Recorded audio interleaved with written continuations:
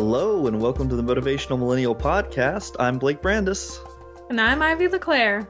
Today, we are reflecting on our awesome conversation with Kalina Miletic and all of her wisdom about creating a lifestyle, career, and a life that you love.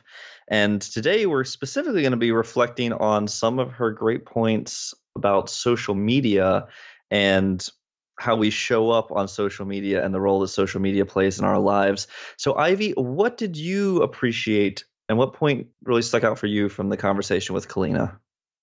Well, I really related to when she was discussing how challenging it can be to be really vulnerable online. And when she was talking about how, we tend to sort of curate this, I'm doing really great, and look at these cookies I made, and look at my happy family, and all of that. We highlight all of the good stuff that's going on, but don't necessarily talk about the stuff that's hard. Like, I woke up and it was really hard for me to get out of bed today because I just felt like crap. We don't talk about that kinds of stuff, but she said through this challenge that she did where she was going to do something that was out of her comfort zone every day, and she shared what that experience was like.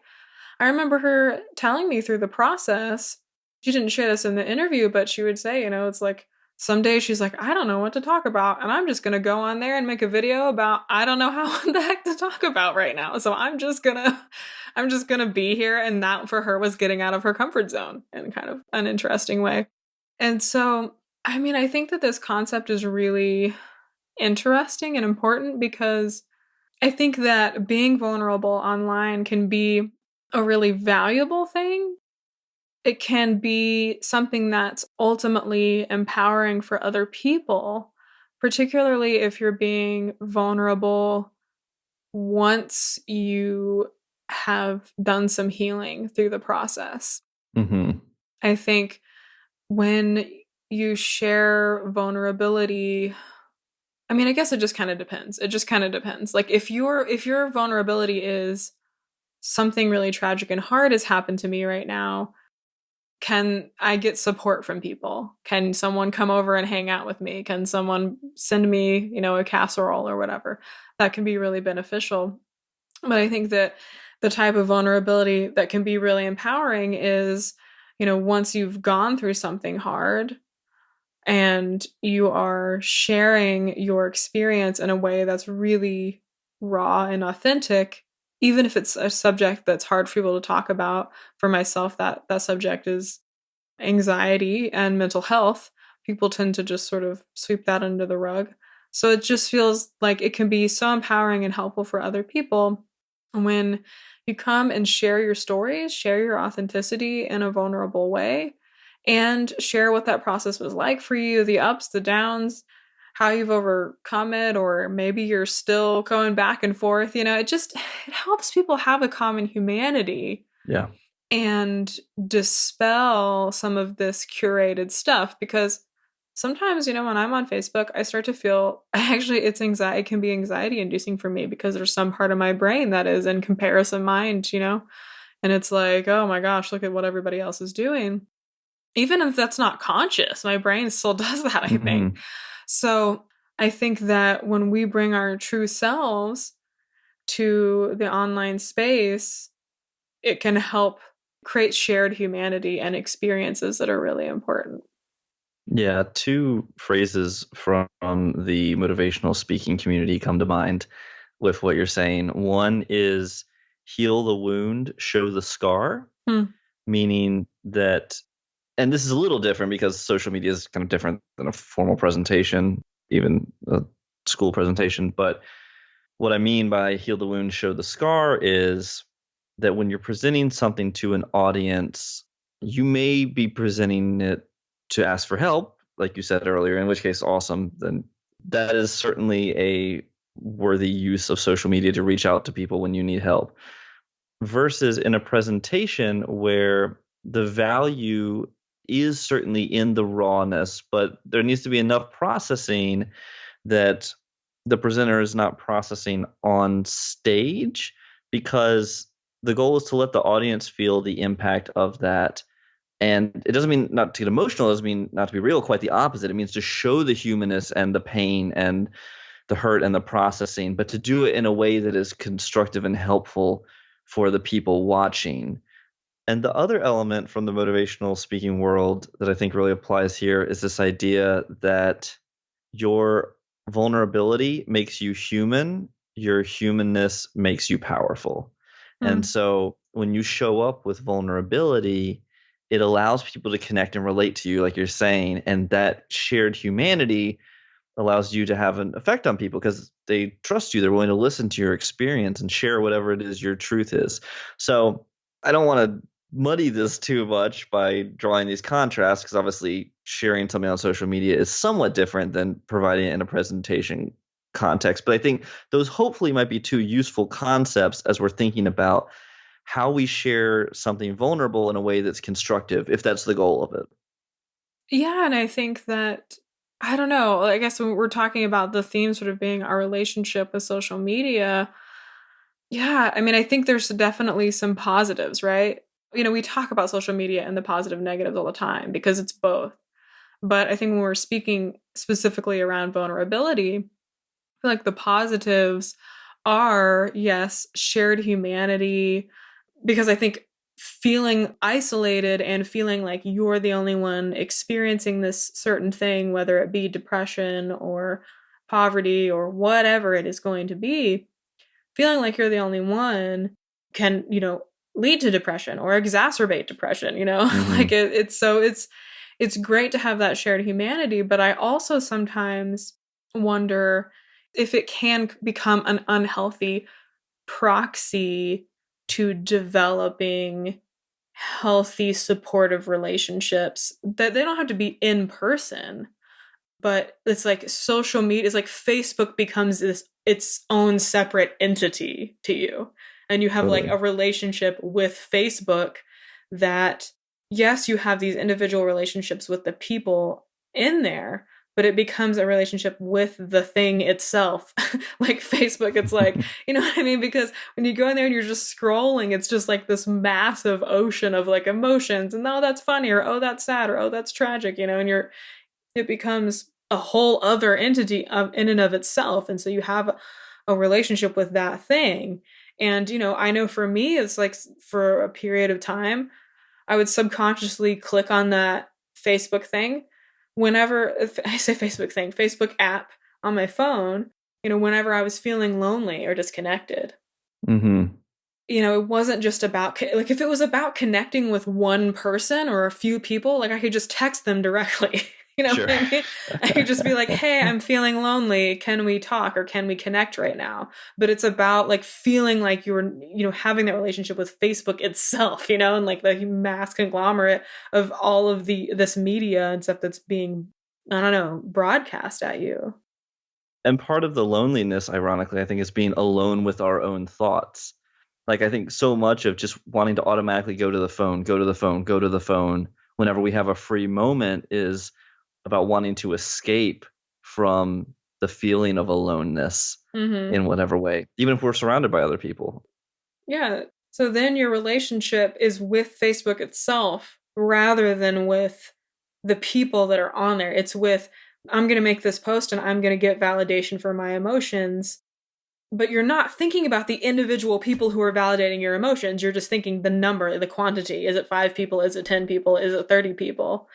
Yeah. Rather than, if you're like feeling lonely, I need my emotions validated in a really healthy way, like you're processing it, then it's like reaching out to individuals, or even like sometimes, I have like a group, text with really close people. It's like 4 or 5 close people, and I can just say, hey, I'm feeling really down right now. Then you're like actually engaging, you're actually getting that human connection rather than the relationship. The relationship is with those people rather than the relationship being with like this sort of abstract thing called Facebook. I mean, I use Facebook a lot, so that's the thing I keep talking about. Sure. Well, and I think there is a generational distinction here. For certainly millennials on the older end of the spectrum and anyone older than that, you remember a time before Facebook. So Facebook is an interface in some ways to interact with people. And your Facebook profile, most of us feel, is not who you are. Like, it's a representation, it's a summary, it's a highlight reel. But for the generation some people call digital natives, Gen Z, basically kids born 95, 2000 and older, or excuse me, and younger. You know what I And mean? Kids born later, from past 90, yeah, exactly. that. Later More than recently. that. More recently, they are younger. For kids in that age range, there's no distinction. Like your digital persona is you. Your Snapchat account is you. Your Instagram account is you. They don't use Facebook too much, but you know what I mean? Right. So I think it is an interesting idea about, are you interacting with the platform? Are you interacting with people?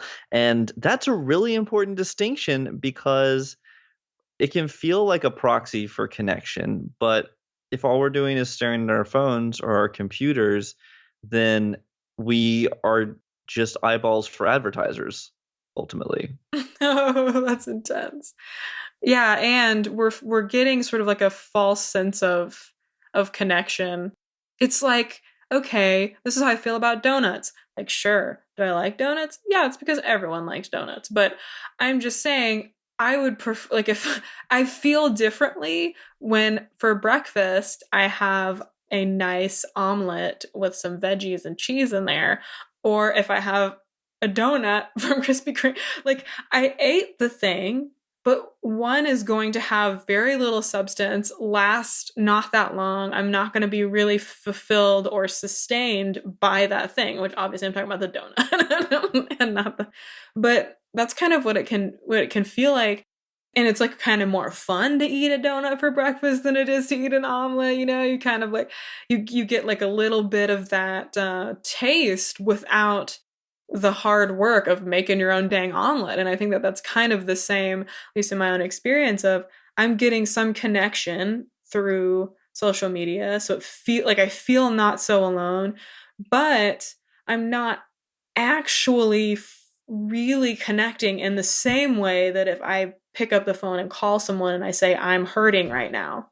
You know, Yeah. if you say, I'm hurting right now, post on Facebook, you're just getting attention that feels like real connection. But if you call someone and you're like, I'm hurting right now, you know, then there's a more potentially deeper, vulnerable, what's my emotions? I'm going to start crying now, you know, and it's like the donut versus the omelet. Sure. Well, that's one of the reasons I think the other theme that came up for me in our conversation with Kalina was all around intentionality. It's like, for what purpose are you using social media? And one of the things that I was inspired to aim for, I don't know that I can really implement this at this moment yet, but it is a goal, is just intentionally scheduling social media time, which seems counterintuitive because I think we're like, oh my gosh, we spend so much time on social media. Why would you intentionally schedule it? But I think the psychology here is right now, social media is the default. It's like, oh, you've got a second? Yeah, look at Facebook. Oh, you've got a second? Scroll through Instagram. Oh, you've got a second? And I think that is the thing that is slowly lapping at our, that's not the right word I want. Slowly lapping. Not the right image. Eroding, slowly eroding your something. Yes, that's it. Slowly eroding. Thank you. I was thinking of like water lapping on a cliff or something is kind of what you're... Exactly. We'll leave that in. That's weird and great. Slowly lapping. Yes, exactly. Slowly eroding at our attention spans, at our sense of connection, at our self-worth, because it's like, tap, we get the dopamine hit, so we feel good, but we also get the comparison. We get the distraction from our focus. We get whatever that thing is. And I just feel powerless sometimes to this loop. So that's why I love the idea of actually scheduling specific time to do social media so that if you've got that jump, that hit, connect, check it out, dopamine hit, it's okay. You've got 30 minutes. And you can just explore all the dopamine hits you want. And I think the irony, of course, is if I had 30 minutes of actually allocated Facebook time, I would only want to spend 5 to 10 minutes on Facebook. And so I'm almost wondering if it's one of those things where when parents force their kids to smoke a carton of cigarettes to get them not want to smoke cigarettes. I guess now that's a terrible idea now I think about it. Gosh, whatever. Millennial parents probably don't do that. God, yeah, what a terrible thing now I'm thinking about to do to your child. It's just the first example. Maybe drinking like a I carton understand of beer. though. There's a story of my of my mother getting caught playing with matches. And so my grandmother got her like a box of matches. It was like the giant like fireplace matches, and then she had her burn all of them to the end. Like on this is from my mom's mouth. So I mean, I obviously wasn't there because it was the 60s, but she said that then she had to like burn all of them in the driveway, like where their friends, be walking by and see her, and she had to like just burn the whole. Anyway, that's what I mean. Then you're like, here, go play with this box of matches. It's a I little didn't know where that different. story was going. I thought like your grandma was gonna have your mom like get all her dolls and like line them up and just like burn them one by Oh one. Lord, yeah, right, like Like, that, whatever. think about if you want to set something on fire, is it something you love? Like, No, she's not devious like that. That's like a very. anyway, now that we've gotten onto weird ways, then she was supposed to basically get tired of wanting to play with matches. Is the point? It's exactly, more parallel to your thing. exposure Crazy. therapy sure is the healthy way to describe it these days. It's like you just do it a lot and you sort of get sick of it, So you think that's what's going to happen for you when you try and regulate yourself on Facebook is what you're getting at? Yeah, it's kind of worked with video games back in the day because every so often, about once every 2 years, I would get this urge to just play one of my favorite computer games, whether it was Heroes of Might and Magic or Civilization. And I would ignore it because I'm an adult, just like I've got so many other things to do, but it would just sit there in the back of my brain and just get like more and more present. Hey man, remember those great days of playing Heroes of Might and Magic when you were a kid? And finally I'd just be like, okay, fine, I'll just play it. And I like binge on it for about a week and then decide to myself, I don't want to spend my life this way. And then I'd stop and it'd be good for about 2 years. So yeah, I'm saying maybe specifically allowing yourself to consciously and intentionally overdose on social media might give you enough of a hangover. I don't know. Maybe this analogy I is don't bad know, because advice. I feel like, the issue is that it's a habit, right? So I think that when binging turns into a habit is something that you just do constantly, which is sort of like another word for binging, you know what I mean? But That's binging true. implies there's an end to it. But, but if you like binge Netflix like Right. basically all the time, it's not really like you basically just watch TV all the time, you know what I mean? Which I can relate to. I'm not saying I haven't had those experiences, but I'm saying I don't know that some things can be so addictive that's why it's not a great idea to have someone like smoke a whole carton of cigarettes. Because you're like, I don't know. That's right not. That's true. That's a good point because we've become so acculturated to the dopamine hit, to the positive emotional response to social media, at least in the short term, even if long term it does a bunch of other bad things to us. You're right. We have a positive association with it. That's a good point. The whole idea is that your first association, if you make it a super negative one, then you don't want to do it. But at this point, we're into habit mode. So it's probably, as you're saying, a wiser frame to look at it as changing a habit rather than preempting an addiction because we're already addicted. Yeah, I mean, can you imagine if millennial parents were like, okay, I don't want my kid to get addicted to Facebook, and then they're going to be like, here, you have to go on Facebook and you have to watch all of your friends going on cool vacations for 6 days in a row, and you have to just, like, While you while you just rake sit leaves here out of the driveway. and you just eat potato chips or whatever you do. Oh man. Well, that's an interesting one. So, all our listeners, please write to us and tell us what weird disciplining advice do you have for social media? Actually, do you know? I think it's been ever since I went on in July, 2017, so a few months ago. I went on a silent meditation retreat.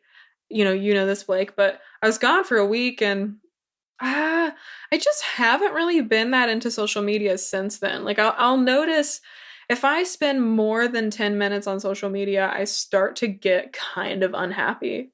And it's not even conscious. Like it's just, I'm like, wow, I don't enjoy the way I'm feeling right now. So I use Facebook, which is pretty much the only outlet that I'm active on right now. So I basically only go on there and I check it regularly, but I check my notifications.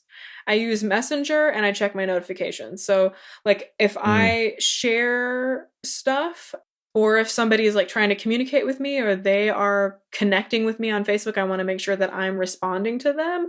Or if, I share, a podcast episode, I want to make sure that I'm responding to people so I'm using it more as like email or messaging, because like I'm checking Sure. it for a specific thing. But the interesting part about this is that sometimes I feel really guilty about the fact that I don't know what's going on in my friends' lives without them telling me directly. You know what I'm saying? Because I'm Oh, not right, on because you haven't gotten the secondary stream through your right. feed. Interesting. So I feel bad because I go on there and some of my best friends, posting pictures of their kids, and I'm like, oh, like I feel bad because I'm like, oh gosh, what am I missing of my friends' kids' lives or something because I'm not active on Facebook? Like, isn't that an interesting way that we've oriented? Whereas before the social media days, you didn't know stuff unless someone told you directly or it was gossiped to you. You couldn't. There was no expectation that you would know There it, was no because expectation, unless and they told you. I don't know that there is. I think that's probably on me and sort of a perceived expectation, which I'm the queen of perceived expectations, I guess. But I think sometimes I go on there and I'm like, oh man, I feel bad because I didn't see that video that they posted of their kids singing and it was so cute, like, or whatever. So it's kind of like I feel better because ultimately I have less of that in my life and I'm able to be more present. But then because of the cultural normalization of it, I feel a little bad that I'm not on there. Like when I'm like, oh gosh, I don't know. Isn't that interesting? Yeah, we get validation from people liking our stuff, but I think we also feel like we're contributing, connecting when we like people's stuff and comment Yes, on their stuff. And so, exactly. yeah, so there's certainly a FOMO element of missing people's, fear of missing out on people's life events. But I think there's also this feeling of we're not actively contributing and connecting to people, and That's what somehow I'm that's being saying. selfish. Yeah, exactly. Yeah, like I feel guilty because I'm not on there like great job or whatever, like because so then it's like, oh, you're too selfish to get on Facebook. You know what I mean? It's kind of what, Right. And what the messaging in my head is saying sometimes. it's like, and do you want your tombstone to read like she liked 1,500,000 posts? It's like, what, at the end of the day, what really matters? And I think you're right. It's so easy to get caught up in this seemingly endless cycle of how connected can you be, but really, it's probably not what's going to matter long term in your life. Yeah, that's so interesting. This has been a Yeah, great conversation. Lots of it fun. has. Thanks, Blake. Thank you, Ivy. And I think it's really one of those key issues at the moment Yeah. that all of us are facing. How do we deal with this in ways that are helpful and healthy and constructive and productive, and fun? Because that's a lot of it's about fun and just connection, but do it in ways that are sustainable. And so I would love to hear from our awesome listeners about any ideas that y'all have. And you can go to our Facebook group, ha ha ha, non-ironically, and drop us a Facebook comment. For a second there, it sounded like you were saying our Facebook group was called Ha Ha Ha, not ironically. You're like, come to our Facebook group, ha ha ha, not ironically. And I'm like, I don't think I know this one. I mean, that's our secret group. We don't share that one with I'm everybody. not even in it. I don't even know about it. That's what makes it so ironic. Oh gosh. Anyway. Oh. Yeah. No, that's just me being in presenter mode all the time and just having my voice non-modulate. Come join us on our Facebook page. Ha ha ha, non-ironically. 18 to 25. We would love to hear from you, whether it is Facebook, email, or you just talk to us like human beings in person. We're all for all those things. Only if you have like permission. Don't just like show up at like the grocery store I use or something like that. The way you made that sound. I love y'all, but like, yes, if there's opportunity to connect in person, let's do that. Right, right, with intention. I'm not and gonna That's right, not leaping out from behind a bush. Hello, you can find me at ivy@motivationalmillennial.com or 555 North Main Street. Oh, just a cardboard cutout of you waving. It's yeah, that's what it is. You can come take pictures of the cardboard cutout of me. Oh man. Anyway, this has been, well, it's been great, and then it just went downhill in the best way possible. Yeah, I'm really enjoying myself a lot, and I think that our listeners are too. Well, that is always the intention we put out there. Indeed. So, thank Thank y'all for y'all. the Motivational Podcast. We hope you have a exciting, let me be grammatically correct, and Facebook free or Facebook filled day, but whichever one, I hope that you choose it with intention. All right, peace and love, y'all. Bye. For show notes and previous episodes, or to learn more about our coaching and event offerings, visit motivationalmillennial.com. That's millennial, MILLENNIAL. Keep in touch with us at facebook.com/motivationalmillennial. We'd love to hear from you. Shoot us an email with your thoughts, comments, and suggestions at podcast@motivationalmillennial.com. And tell us who you might like to hear from, or if you think you or anyone you know would be good for the show. Our theme music was composed and performed by our very own Blake Brandis. The Motivational Millennial Podcast is edited by Brittany Felix. Have a great week, Motivational Millennials!